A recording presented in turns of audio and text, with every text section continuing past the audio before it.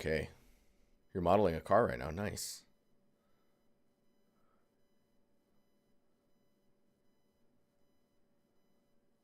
All right. Up first, we got Artem from Ukraine. Oh, nice. That intro. Nice and slow. Come on, load hard drive. All right. My video is all... I'm all in a weird spot now. Should I shrink this down a little bit? Whoa. Whoa. Hey, guys.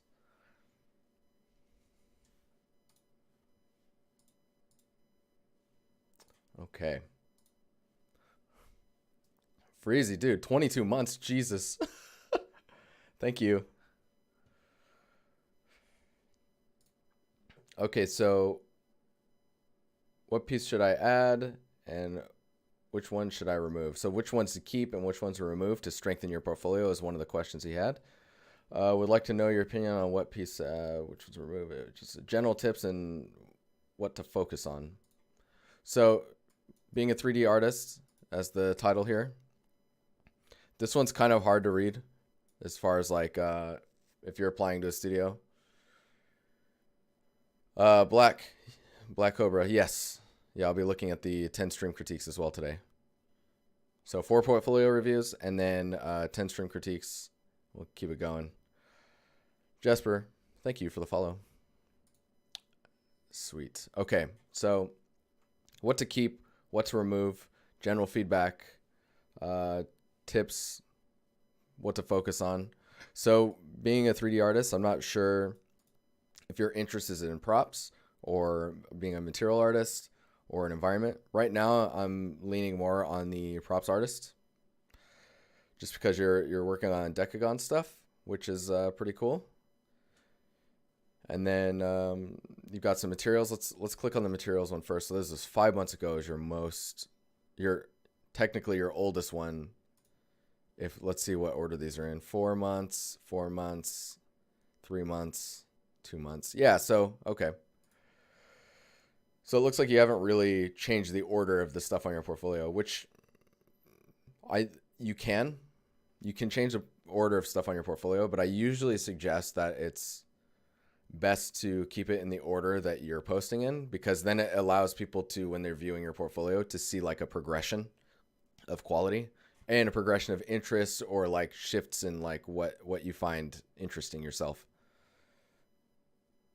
So those are pretty, it's pretty important, I think. Let's look at some of this stuff. So this one's not bad. It is more basic in that like you have your primary shapes, which are the large rocks. Then you have your secondary shapes, which are the kind of smaller rocks. You could argue that those are both kind of the primary aspect of the material. And the secondary is the little small rocks. And then the third material would be the dirt. And again, you could argue that those are merged together. So it's like the large, medium rocks and then the dirt, small rocks. Adding the complexity. When I say adding the complexity, it's trying to go, I'm going to need to change this music. So the complexity of your material, by adding complexity, I mean adding like a third element. So either like small plants or twigs, any type of moss or something that happens like that, or roughness variation is another thing that's really important. So if you look at I guess this is your height map, this is your AO. I don't see, unless this is not your AO, that's got to be your AO. But I don't see your roughness in here, your roughness map. And roughness next to your normal, those are like normal maps and roughness maps, in my opinion, are the most important maps. Hey, Danny, thanks for the follow. And Renee, thank you. Mainly because what makes PBR materials is their roughness attributes. So getting a separation between materials is going to be really important, not just in the albedo, but in the way that they're reacting to the lighting. Because you can add like really subtle information in your roughness, where some rocks have a slight different roughness value to other rocks. And then that allows you to also make the dirt wet where you want it to be wet. So like if you think about moisture in your albedo, where the rocks meet the dirt, you're going to get a more collected, how do I phrase that? A more saturated area of wetness, which ultimately leads to the albedo usually being slightly darker and more saturated. So right now you're missing kind of those attributes, and that's kind of what pushes materials over the top. Like you'll see a lot of that in Ben Wilson's recent work. Goes crazy with it. What's up, Grep? And then even Josh's work from Division was the complexity was really in there. John, thank you for the follow. Let's keep moving along here. So this one has the complexity that I'm talking about. So you're getting some nice like random kind of color variety going on here. Is this all so Substance Designer? Cool. Yeah, so this has the variety. Let me read here. 100% substance. Nice. So this has like nice kind of random assortment of colors. Like you have these like lighter elements and then the darker elements, and then these little twigs. Those twigs are going a long way. Those help more than you know. I mean, maybe you know, that's why it's in there, right? And then the primary, I guess the primary element are the cracks. So you think about primary elements, secondary elements, and then tertiary.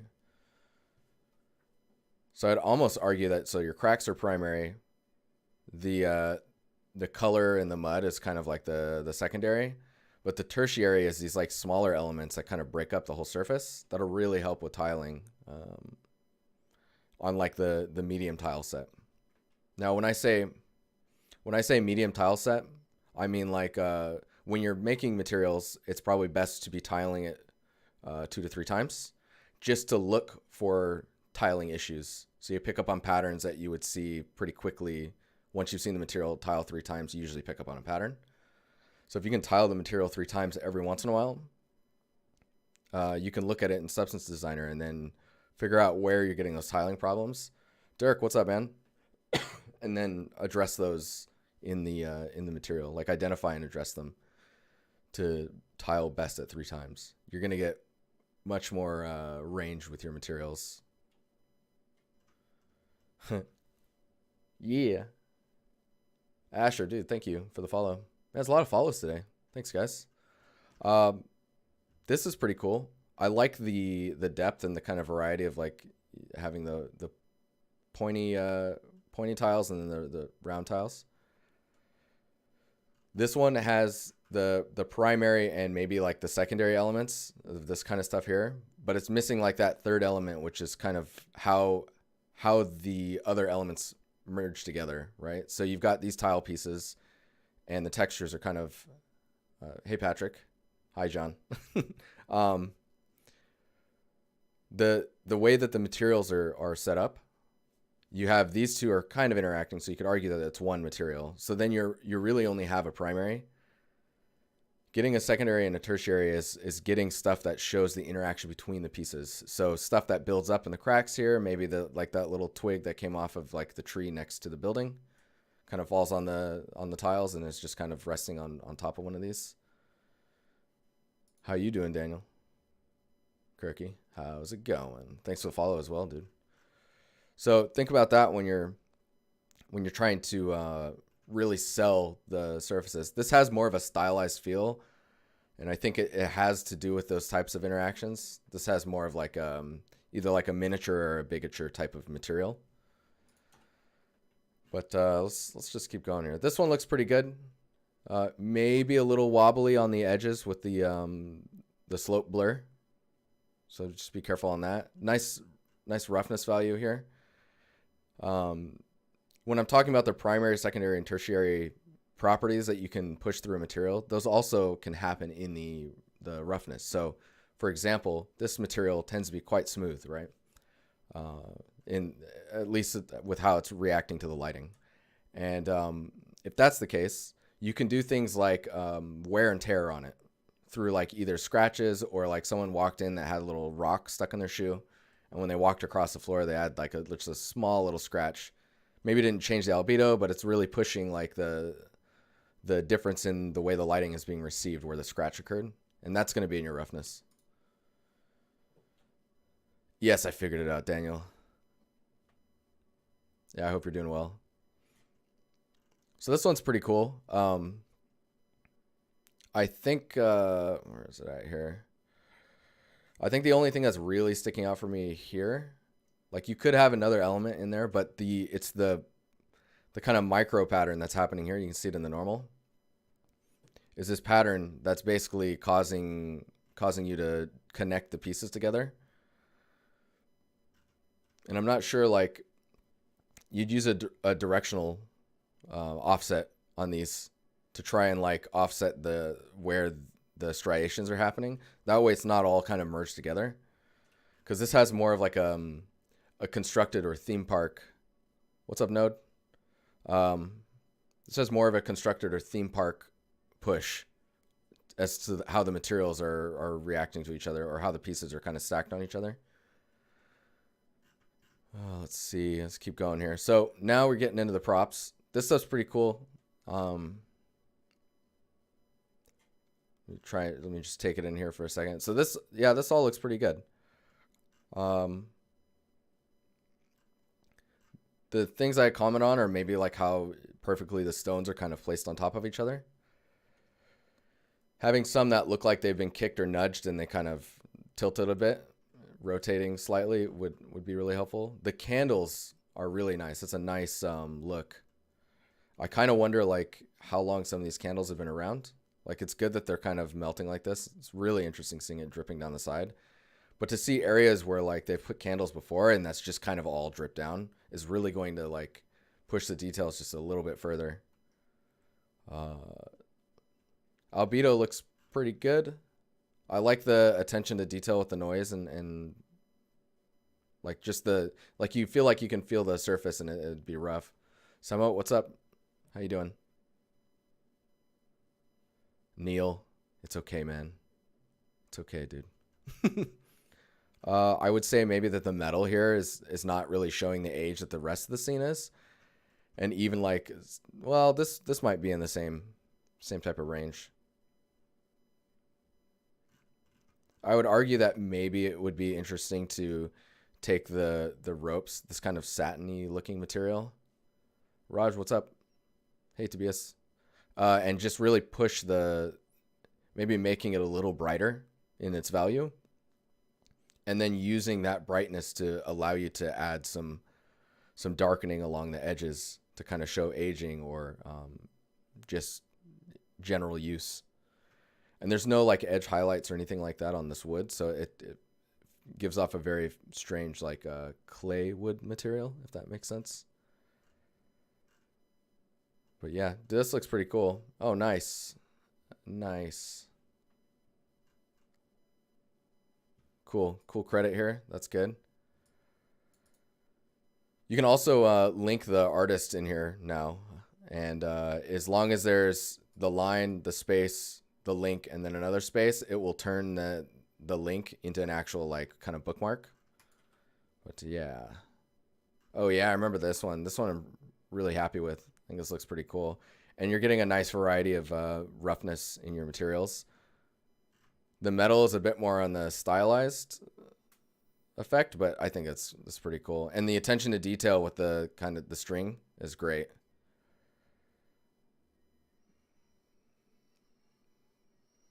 Yeah, this is cool.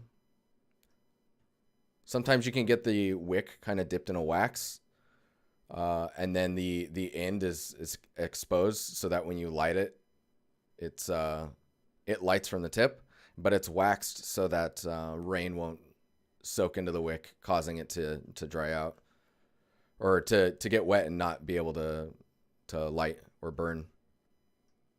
Yeah, it's all good though. This looks dope. Overall, the execution was very strong. Does this work in here? No, I didn't think so. I'm using a different browser than like Chrome or it's called Brave. And for some reason, Brave does not like whatchamacallit, Sketchfab. It's a nice asset though. Oh, that's cool. Deploy. Dude, this is great too. It's making a sound. I hear it. I hear it. So this one's pretty cool as well. Really interesting, like gold material here. The transition to the head here is a little odd, but I guess that could be through construction and whatnot. Nathan, what's up, dude? It's been a little while. How you doing? This weave stuff is dope though. Like you've really got that kind of down. And you see the aging and kind of the stuff in the crevices, pushing that into your the wooden carving that you had in the other piece would really kind of push it over the top. It's like that added detail.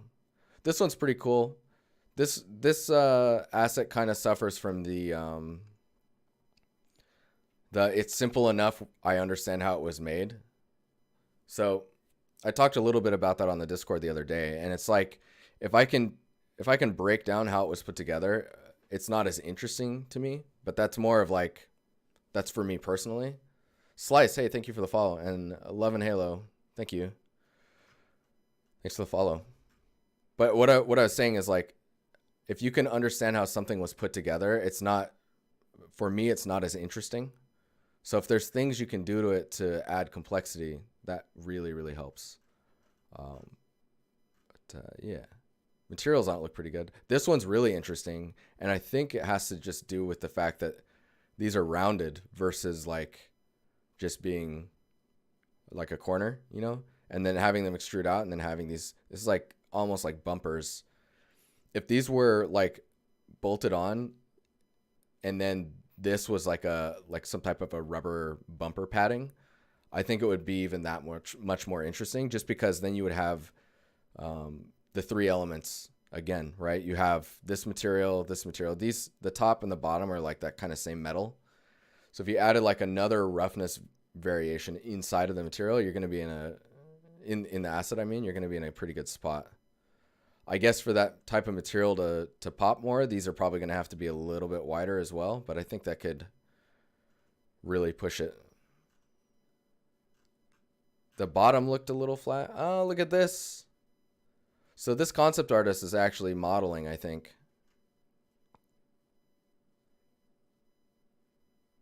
Ben Maru. So I think this is starting as 3D, and then they're concepting on top of it.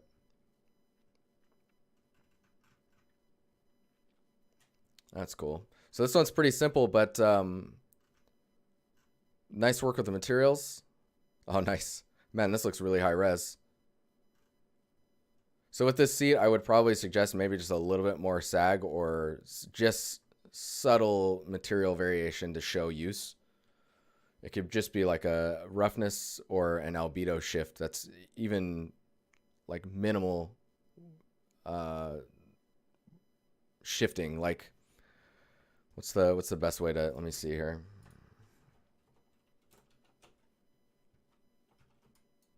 So like, nice. That'll do it. That's pretty unique, right? I mean, this also might not be the by design, right? So something as simple as that would go quite a long way. It's just some like variation. Then maybe you make it, let's see, make it lighter up here. Because then it's kind of like someone used it. Super, super subtle. But it's those subtle gradients that kind of bring the reality in. And you can see, like, if I kind of switch between the two. Man, it's so subtle. But yeah, oh, nice. So I probably won't comment too much on the Decagon stuff. I mean, this has already been vetted quite a bit. Maybe the poly count here could be higher, but because you want to try and avoid the stepping. But if I go back to your portfolio, because we've kind of gone over in time, I think that your materials have gotten better as you've gone further in your career. I guess with this one, I would look at making the materials look like they've opened and closed a couple times. Maybe not all of it's of its green like this because that would imply that the whole thing's been painted. Great weld lines in there. It's nice. It's nice. These look a little high on the poly count. Specifically in the straighter area, you could probably remove a couple there. But nice work. Nice work. Oh yeah, look at those UVs. Nice. Yeah, the variation you got going on your roughness is really good here. Anyways, coming back to your question about if there's anything you should remove, maybe this one, just as it's not really adding to the rest of your portfolio. I would keep all the Decagon stuff. This more recent stuff here, like this whole top row is very strong. If you want to go down the props route, I would remove the materials or cluster them up or put them in your blog. This one's not necessarily as strong as the rest, but it does bring something different to the rest of your, and it shows that you're willing to jump into a challenge and compete and actually finish your work. That's cool with a deadline. Deadlines are important. But yeah, the Decagon stuff is really nice. I didn't even look at this stuff. We have to keep going though. I love how Decagon gets used whenever there's branding somewhere. It's all Decagon. Anywho, super strong portfolio. I would suggest maybe removing this or clustering all of your substances together and just trying to focus on the direction you want your portfolio to take you. If you want to go into props, continue doing Decagon stuff and or just doing your own props as well. If you want to do environments, we need to start seeing environments in your work. And if you want to do materials, you need to show more materials. If materials is not what you want to be hired for, maybe cluster these together so it's just one post. All right, next portfolio. We doubled the time on that one, so we'll figure that out. I'll be right back.